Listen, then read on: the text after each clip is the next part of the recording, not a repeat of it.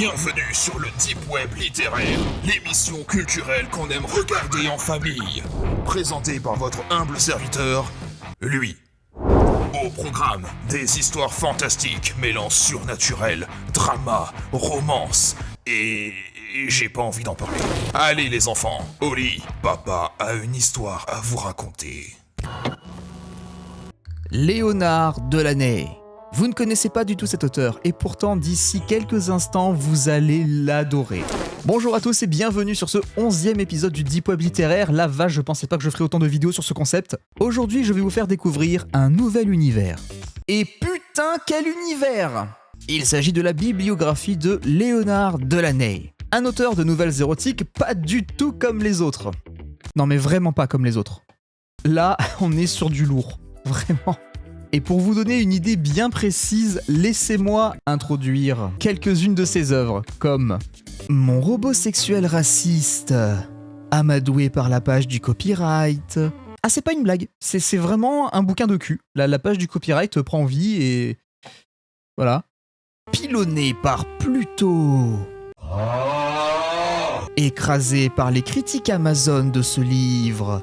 Et c'est toujours pas une blague, ce livre existe vraiment. Le personnage se fait soulever par ses propres critiques sur Amazon. Envahi par l'iWatch. Ou encore, une histoire où un mec a une relation sexuelle avec une base vivante. Pourquoi pas, hein, après tout, je veux dire, nous on fait bien de la fantasy avec de la magie, tout ça, donc pourquoi pas, ça se tient. Et parmi tous ces chefs-d'œuvre, un a attiré mon attention pour cet épisode. Est-ce que vous vous souvenez de Clippy ? Mais oui, vous savez, Clippy, ce petit compagnon tout mignon qu'on pouvait retrouver sur Microsoft Office et qui faisait office d'assistant pour l'utilisateur afin de l'aider à rédiger le mot de son choix. Donc ça là, c'est le Clippy qu'on connaît tous. Tout mignon, tout gentil, ok. Voici le Clippy de Léonard Delaunay. Ah, c'est une autre ambiance. Avant qu'on commence, je tiens à remercier Shadora pour avoir traduit ce récit fantastique rien que pour vous. Vous pouvez la remercier dans les commentaires. Et désolé pour les traumatismes que cette lecture t'a infligés.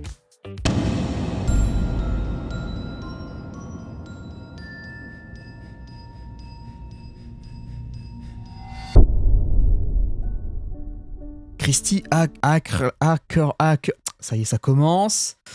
Christy était une femme indépendante. Quand le caissier de l'épicerie lui demandait si elle avait besoin d'aide pour mettre ses courses dans un sac, elle disait « Non merci ». Quand un homme essayait de lui tenir la porte, elle passait par une autre porte. Quand elle revenait à son appartement, elle ne prenait pas l'ascenseur, mais gravissait plutôt les escaliers. Ah, c'est marrant, moi aussi je fais ça, surtout avec les escalators, dans les centres commerciaux ou les gares.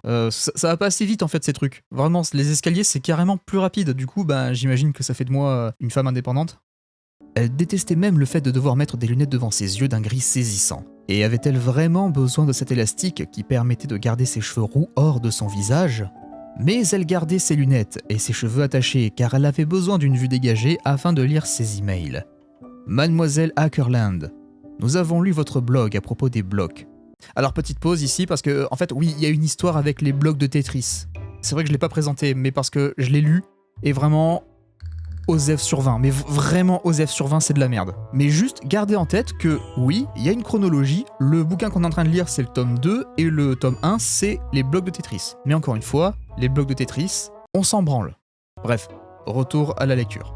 Nous avons lu votre blog à propos des blocs et nous sommes impressionnés par vos relations avec des objets inanimés et votre capacité à communiquer avec vos mots. Nous avons découvert un ancien artefact alien au beau milieu d'un endroit reculé et dangereux. Nous souhaiterions vous y envoyer seul, sans aucune aide, pour raconter l'histoire de l'artefact. Bien à vous, Phil Gates, PDG Société Contoso. Un parfait inconnu me propose de m'envoyer seul, sans aucune aide, dans un endroit reculé et dangereux ? J'en suis ! Écrivit-elle. Cette personne n'a aucun instinct de survie. Phil Gates lui-même vint chercher Christy en hélicoptère. C'était un homme plus âgé qu'elle, fin, avec une tignasse de cheveux poivre et sel indiscipliné, et des lunettes à monture noire dont les verres étaient plus épais que ceux de Christy. « N'est-ce pas magnifique ?» demanda Phil, tandis qu'il survolait les États-Unis avec tous ces arbres, ces bâtiments et ces pierres. T'imagines si Tolkien avait écrit toutes ces descriptions comme ça Genre l'intégralité du Seigneur des Anneaux, ça aurait fait 200 pages.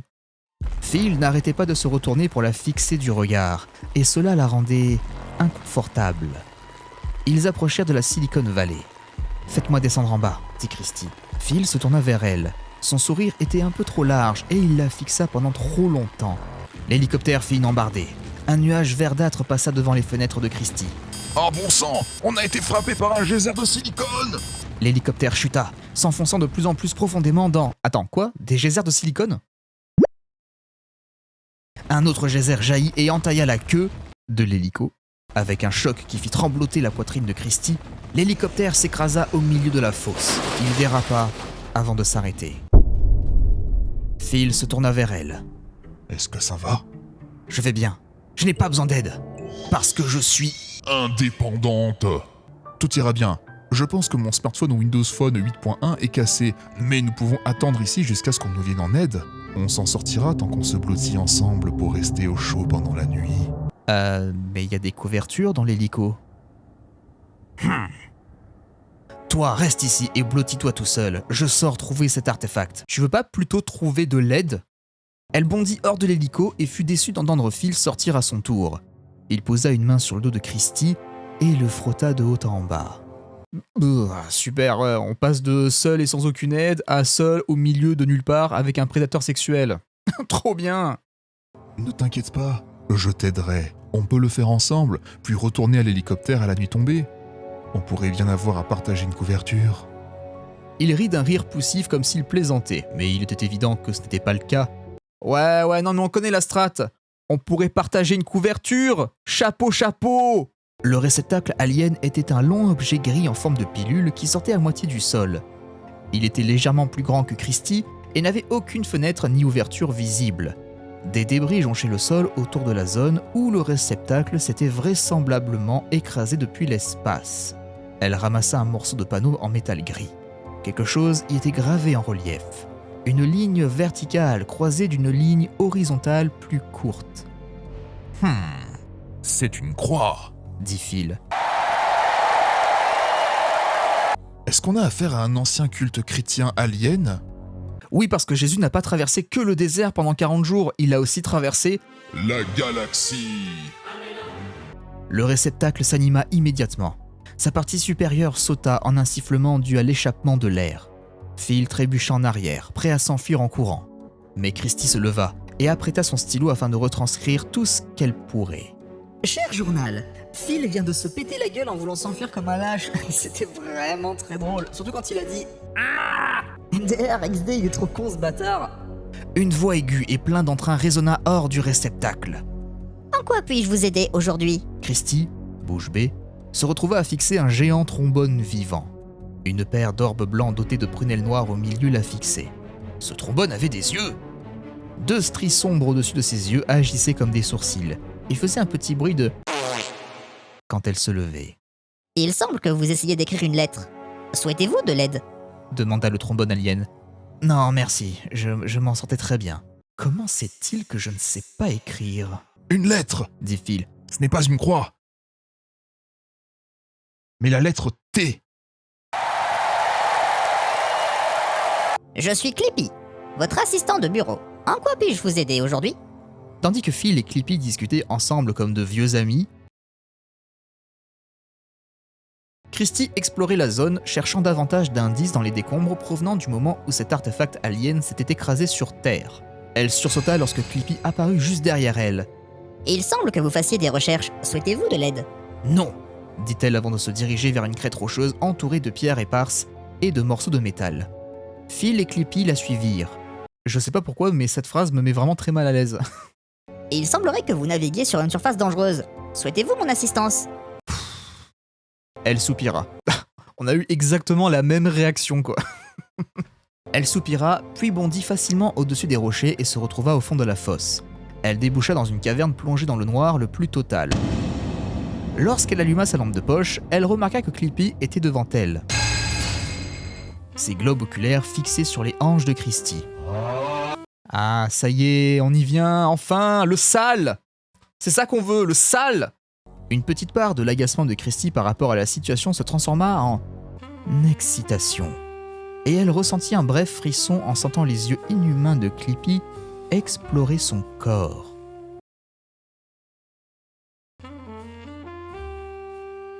Arrête, tu m'excites.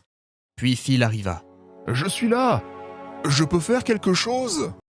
Non. Il y avait quelques portes au bout du couloir, mais un trou profond menant aux entrailles de la terre leur barrait la route. Il semblerait qu'il s'agisse d'un ravin. Souhaitez-vous? Christy courut et bondit au-dessus du ravin. Ok, Lara Croft. Phil haussa les épaules, puis fléchit ses jambes en forme de bâton et bondit également. Respirant lourdement, Phil posa une main sur l'épaule de Christy. Une situation dangereuse peut vraiment rapprocher les gens, pas vrai? Il se pencha vers Christy et leva une main pour caresser sa joue. Mais mec! Il semblerait que vous soyez au milieu d'une situation romantique gênante. C'est vrai que c'est vachement romantique de se faire harceler sexuellement dans une grotte sombre avec un vieux que tu ne connais pas et qui pourrait avoir l'âge de ton daron. Perso, c'est mon fantasme. Puis-je vous aider à éloigner cet homme de vous? Oui, dis oui, s'il te plaît, dis oui. Elle faillit céder et dire oui. Mais à la place... Alors, à votre avis, que va faire Christy dans cette situation? Réponse A, dire oui. Réponse B, envoyer chier Clippy. Réponse C, défoncer la gueule de Phil et lui mettre un coup de pied dans les coucougnettes. Réponse D, il ne se passe rien du tout MDR. Alors? C'est la réponse D. Il ne se passe rien. Elle faillit céder et dire oui, mais à la place, elle se contenta de pointer sa lampe de poche dans l'autre direction avant de se diriger vers les portes. Lorsqu'elle essaya la poignée d'une des portes, celle-ci s'effondra vers l'intérieur et souleva un nuage de poussière antique. « C'est un bureau », dit-elle lorsque la poussière se dispersa. La pièce contenait 2 bureaux. Ah bah du coup, c'est pas un bureau. Non mais il faut être précis au bout d'un moment, si tu veux faire le Captain Obvious, voilà, faut faire des efforts. C'est bizarre, c'est comme cette trappe dans la série Lost. Dit Phil. C'était une bonne série, dit Christy. Ouais. Eh bien merci pour cette analyse en profondeur de la série Lost. Franchement, vous devriez ouvrir une chaîne YouTube et en parler. Cette pièce-là était plus grande, et remplie d'étagères contenant des boîtes noires avec des petites lumières sur le devant et des câbles sortant par l'arrière. Ce sont des serveurs super calculateurs numériques. Quoi? Non, j'en sais rien, j'ai dit n'importe quoi. Les vibrations de sa voix résonnèrent dans la pièce, et quelque chose céda. L'une des rangées de serveurs s'enfonça dans le sol qui s'écroulait, et les serveurs se renversèrent de leurs étagères et plurent sur Phil. Dommage pour Phil Gates. C'est probablement la façon dont il aurait dû mourir. C'est vrai. C'est quoi cet échange? On dirait qu'ils sont en train de faire un react d'une vidéo YouTube. Ces ordinateurs étaient mon cerveau, et maintenant qu'il est endommagé, je ne me sens pas obligé de vous offrir mon aide pour tout. Je veux toujours vous aider, mais ce n'est plus à cause de ma programmation. Christy baissa les yeux, et elle vit que le bout situé au milieu du corps enroulé de Clippy dépassait. Le bout rougeoyait, comme si sa tige avait été placée dans un feu. Clippy avait une érection. Jamais de la vie j'aurais cru que j'allais prononcer une phrase pareille. « Tu as été programmé pour être très humain », dit-elle. « Les humains ont certains besoins. Tu m'as déjà aidé en me sauvant la vie. Et si, pour une fois, c'est toi qui recevais de l'aide ?» Je ne suis pas sûr de ce que vous voulez dire. Alors, c'est simple, Clippy, j'ai l'habitude maintenant de ce genre de lecture, hein, j'arrive un peu à deviner les moments clés du scénario, quand il y en a. Je commence un peu à capter les techniques d'écriture très poussées. Si je m'en réfère à mon expérience, ça veut juste dire qu'elle veut gober ton gros chibre. Elle attrapa son bout rougeoyant. C'était chaud, mais pas trop pour ne pas être supportable. Je suis micro-hard. Micro-hard, Microsoft, t'as capté la blague? Elle sourit malicieusement avant de se mettre à genoux, tandis qu'elle le Forgé dans sa bouche. Il devenait de plus en plus rouge et chaud. Ses propres parties humaines, entre parenthèses, vagin, se réchauffaient aussi. Qu'est-ce qui s'est passé là? Pourquoi il y a un mot entre parenthèses qui vient de popper dans la phrase? Ah ok c'est bon, j'ai compris, je sais pourquoi. C'est parce que c'est de la merde. Tout en continuant à Battre le fer pendant qu'il est encore chaud. Elle enleva son jean. N'étant à présent plus que dans ses sous-vêtements rouges à froufrou, elle s'adossa contre les serveurs, écarta les jambes et Se mit à danser la lambada. puis elle commença à frotter son clitoris, son vagin et ses parties génitales. Toi aussi tu aimes bien faire des phrases à rallonge, comme ça t'as l'impression qu'il se passe plein de choses? Ouais. Alors utilise les synonymes. De cette manière, tout ce que tu écris aura beaucoup plus de profondeur. Regarde! Waouh! Tellement de possibilités pour rendre mes phrases plus impactantes! Merci à toi, voix off sortie de nulle part! Elle parvint à enlever son soutien-gorge et ses Grands-parents, apparurent, avec des tétons tels des museaux de petits chiots excités.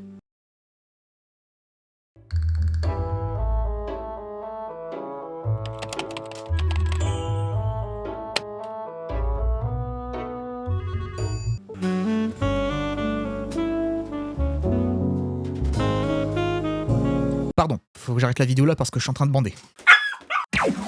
Il bondit en avant, rebondit dans les airs et atterrit à l'intérieur de la prise féminine de Christie. Elle explosa immédiatement, se répandant en liquide orgasmique et bouillonnant autour du bout de la tige luisante de Clippy. Ça devrait me dégoûter, mais ça me fait plus rien. Vraiment. D'ailleurs, ça m'a donné envie de me faire une soupe, tiens, donc allez, let's go. Avec sa tige aussi profondément en elle, Clippy fut facilement en mesure de la soulever comme un kebab. Un kebab? Tandis qu'elle giclait son beurre féminin partout sur Clippy, je suis sûr que retenir mon vomi dans la bouche, le laisser macérer 1 heure ou 2, puis le ravaler juste après sera toujours moins dégueulasse que cette description. Elle sentit ces deux réservoirs, se remplir de la substance que les trombones devaient probablement produire. Elle espérait que cela ne la ferait pas tomber à nouveau enceinte. Oui, parce que, spoiler, dans le premier tome avec Tetris, tout ça, elle tombe enceinte. Elle se retourna et s'allongea sur un lit de composants d'ordinateur cassé. Merci pour ton aide. Clippy sortit des tunnels et commença à grimper. L'humanité avait besoin de son aide. Chapeau, chapeau! Bon, plusieurs choses. Déjà, ce que j'ai remarqué, c'est que c'est beaucoup moins cru et vulgaire que les autres bouquins qu'on a l'habitude de lire. Et aussi, je remarque quand même qu'il y a un effort de scénario. On peut pas lui enlever ça. Hein. L'auteur a essayé. Et ça, on peut pas trop leur reprocher aux auteurs du deep web littéraire. Ce qu'ils font en général, c'est original, tu ne le vois pas ailleurs. Après, faire un truc original, ça veut pas dire que c'est bien. Tu peux vendre des glaces au vomi avec des petites paillettes dessus, c'est original, mais si on le fait pas, c'est qu'il y a peut-être une raison derrière. Qu'est-ce que j'ai avec le vomi aujourd'hui? C'est dingue. Dites-moi ce que vous avez pensé de cette lecture. Est-ce que vous avez apprécié la plume de notre nouvel ami? Dans tous les cas, merci d'avoir regardé ce 11e épisode. J'espère que la vidéo vous a diverti. Quant à moi, je vous laisse. D'ici la prochaine vidéo, portez-vous bien. Des bisous. Ciao!